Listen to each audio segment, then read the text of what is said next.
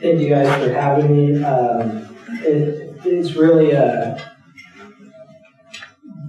bunch of random coincidences that have occurred that in my life that brought me here from an injury standpoint, and then also from the standpoint of being able to present and talk about this topic.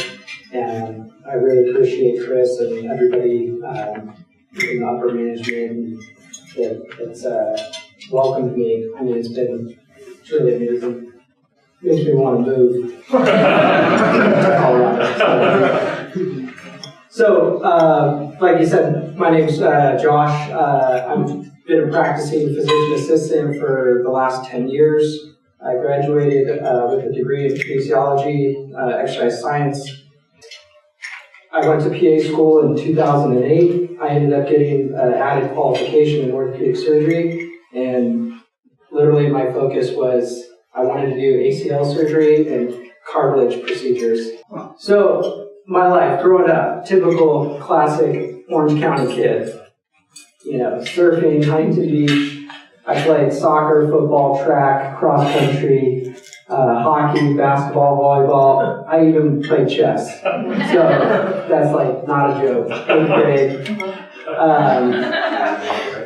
Had the classic bowl cut. All these sports, never had an injury. So, you know, I was fairly competitive. I ended up going to Cal State San Marcos, running for Steve Scott. He was the American record holder in the mile. Truly life-changing. You know, each one of these shoes, this is probably only like 1 year's worth of shoes, but, you know, they all represent 300 to 500 miles. So my life as an ortho PA, I work in the ER, I work in the operating room, I work in the clinic. At this point in my career, I stopped counting, but I've scrubbed at least 4,000 cases probably. Over 500 ACLs. This is me prepping a graft, doing a graft link. So this is how I got injured.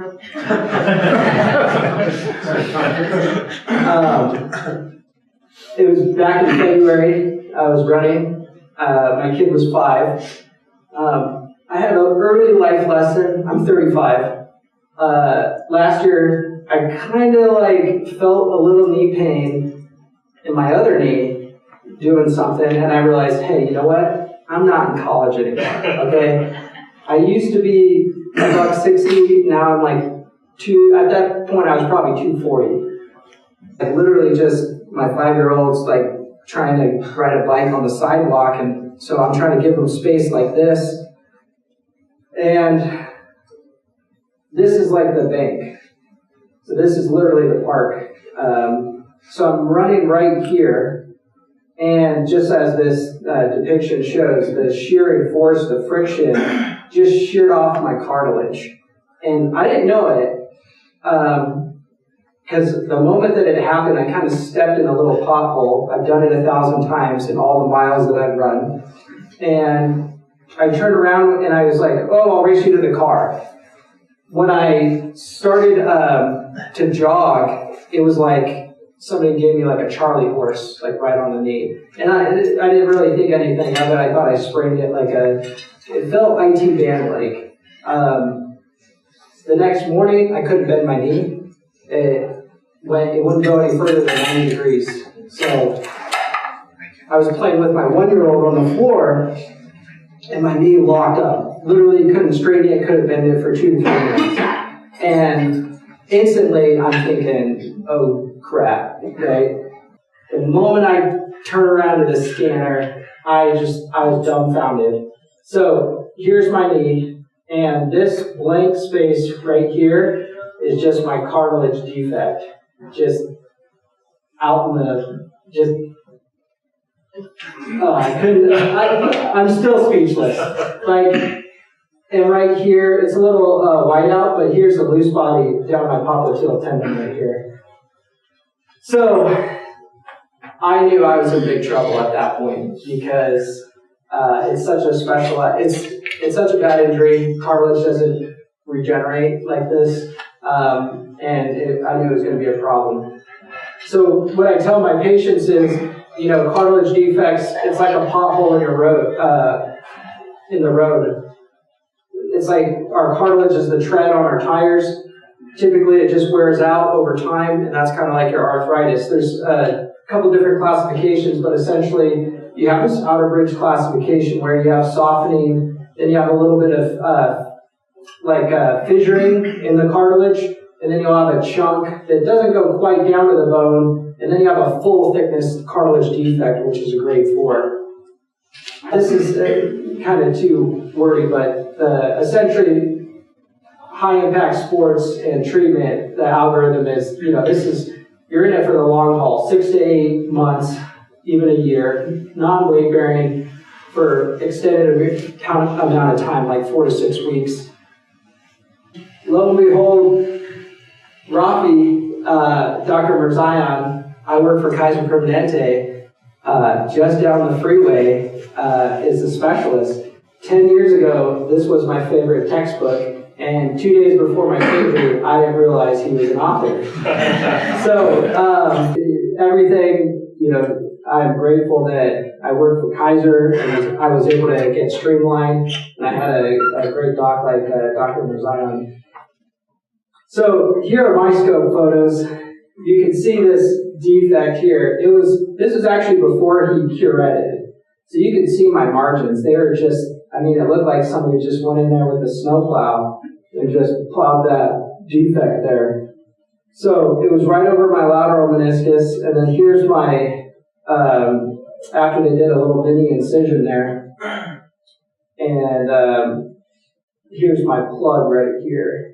So it came out to be an 18 millimeter plug, so it was a pretty good size. This is the back table, they shave off the bone plug.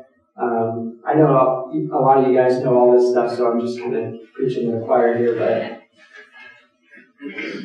So my day of surgery was 5/15/2018.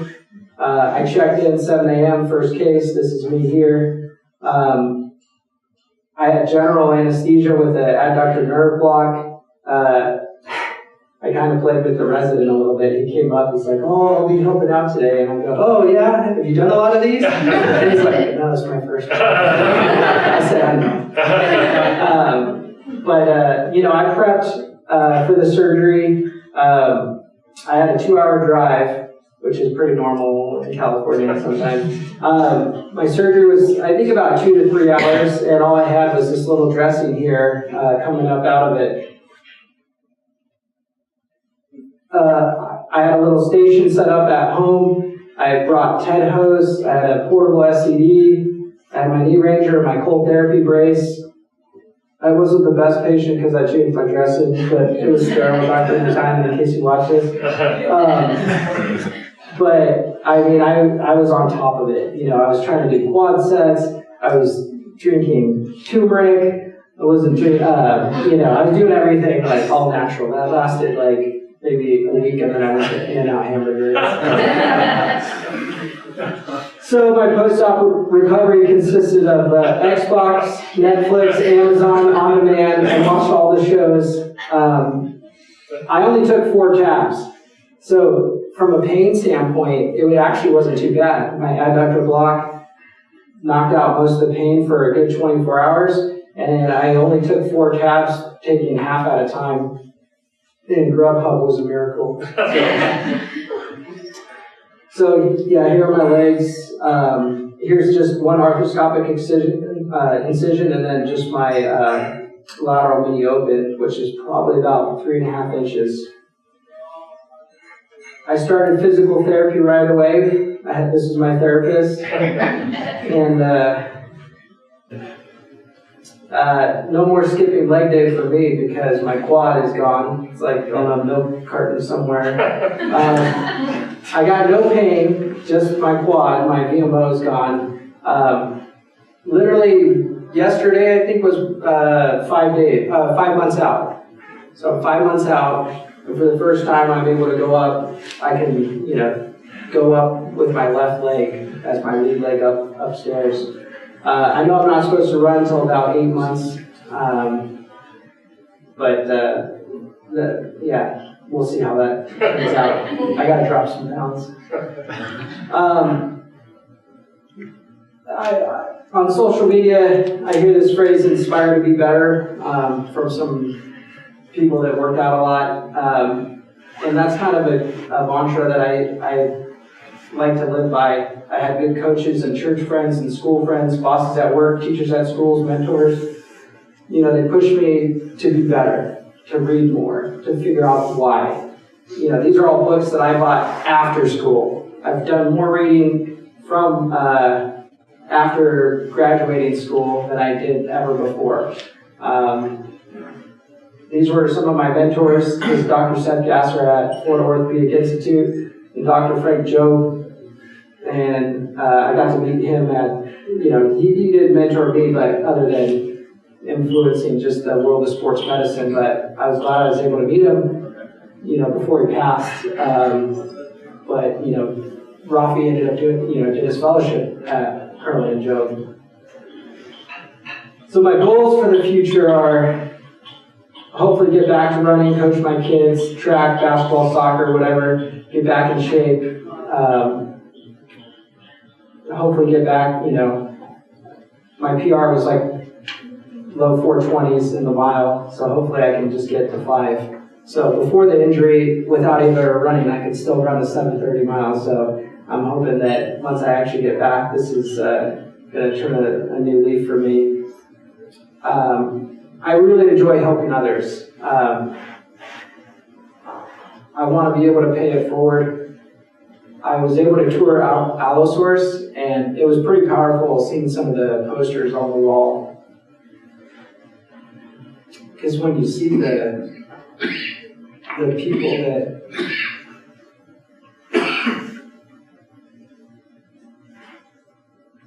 when you see pictures like this, when you're smiling, it's pretty powerful. Powerful.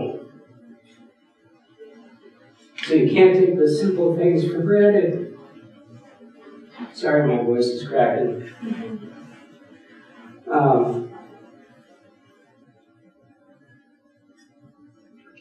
Writing a letter to the donor.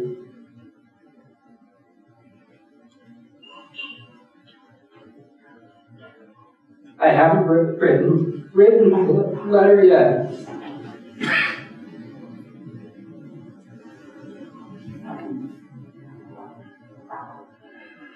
Because I want to do something.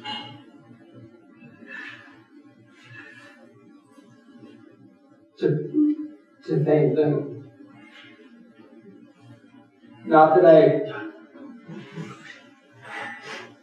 I didn't just want to write a letter to say thank you. I wanted to write a letter with me doing something to show them how much of an impact it made for me. So I want to thank my medical team, my mentors, and a company like JRF that has given me this opportunity. Because, I mean, you guys changed lives.